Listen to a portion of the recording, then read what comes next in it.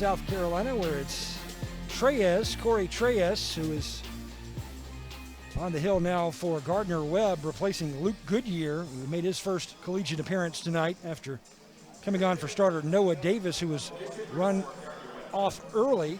Treyes is a transfer, another one of those many transfers on the roster. Treyes from West Covina, California, played at Coppin State for the Eagles there before moving down to North Carolina. Righty, 5'10" tall. Carolina ahead 4-0. South Carolina moving up in the polls, ranked number 14 in the D1 baseball poll after sweeping Florida over the weekend. Florida was ranked number 5, South Carolina was 25, so the Gamecocks jumping all the way from 25 to 14. It will be David Mendham to lead things off for Carolina here in the third. Mendham with a double. His only time up, that was the last batter that starter Noah Davis saw. So it's Mendham, Heinrich, and Satterfield, 6, 7, and 8 in the Gamecock lineup.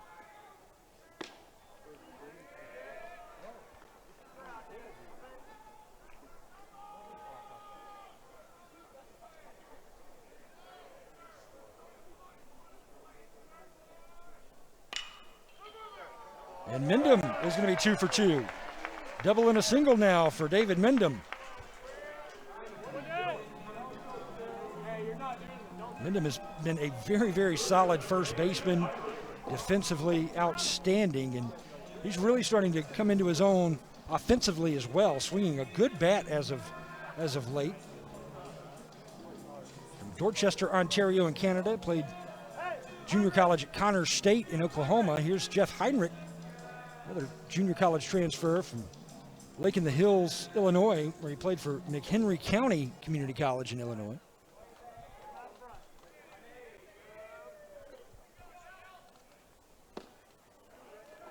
Yeah, Birch, you talk about Mendham. I really like his approach at the plate. I think he's a guy that, quite frankly, I think is going to probably hit over 300 for the Gamecocks this year, but I think more importantly, I think he's going to be huge in some big-time situations.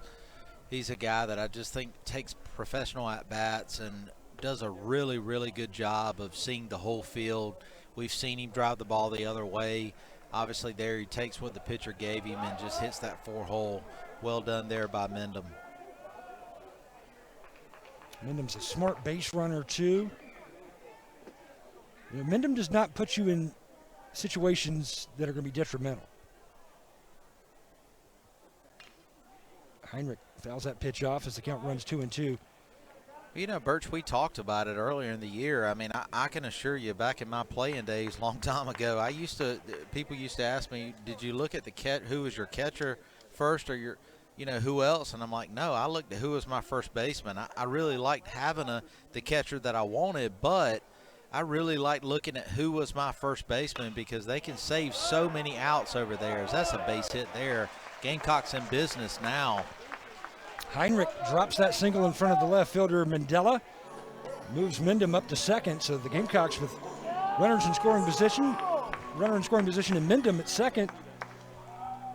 And we know that Heinrich, he can score from first on a well-hit ball. He did so against Florida, game-winning run. And Chris Burgess laced that double in the gap between right and center. 9 hits through 3+ innings for Carolina right now. So the offense continues to pour it on opposing pitching. In the last 5 games for Carolina, 35 runs, 52 hits, 10 home runs, hitting .290 as a team. And that's going to go up. Good throw over to third. That was a great play by the pitcher, Reyes. You can tell he's a veteran out there. Yeah, well done there by the pitcher to get that lead out at third base. I was about to say it'd be interesting to see what Mark Kingston tries to do there, but we've seen him play a little bit of small ball there. I know he's in the bottom part of the order, but really well done there. Obviously, that's not exactly where Satterfield wanted to place that bunt. Good looking athlete there, bouncing off that mound as Treyes did. Brings up Khalil, George Khalil, grounded out to third to end the first inning. That's when South Carolina sent 9 batters to the plate, 2 different pitchers.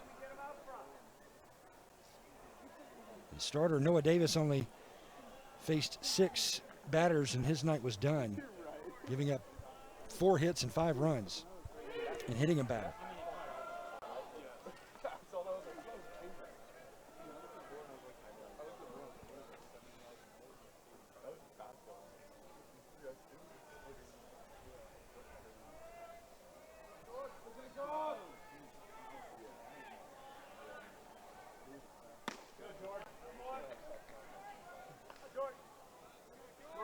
Count runs to 2-1. Treyes from California. Gardner Webb, they have players from all over the country on their roster. Even a player from New Zealand as well, right-handed pitcher Connor Gleason.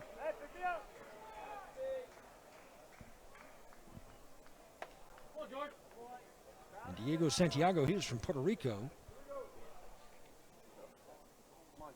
Gardner Webb can draw him from everywhere. Khalil will work a walk to load the bases, so South Carolina can do some more damage here with the bases loaded for Brady Allen. A hit and a strikeout tonight. 1 out. Carolina ahead 4-0 here in the third.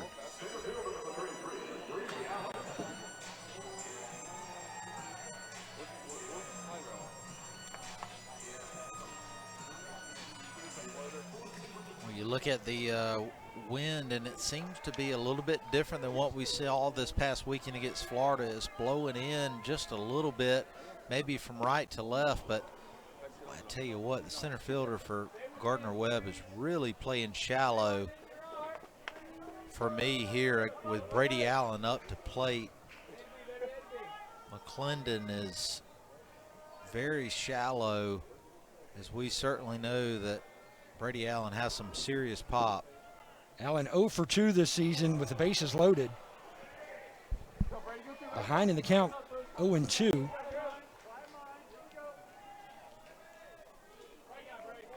Braylon Wimmer on deck. Wimmer's 1 for 4 with 3 RBIs with the bases loaded. South Carolina doesn't want to wait to Wimmer. They want to put him in now with Brady Allen with just 1 out. That's going to be a deep fly ball center field. Plenty of time for the runner to tag, so Brady Allen will get the RBI on the sacrifice as Heinrich comes in to score. 5-0 Gamecocks. 2 outs. Runners on first and second. Good AB there by Brady Allen. Good job of driving that ball into the outfield, and great base running there, I believe, by Satterfield at second base, and getting halfway there. If that ball drops, he scores easily. Now he's still at second base with runners with 2 outs, and he's in scoring position. That's a mistake that a lot of times that, you know,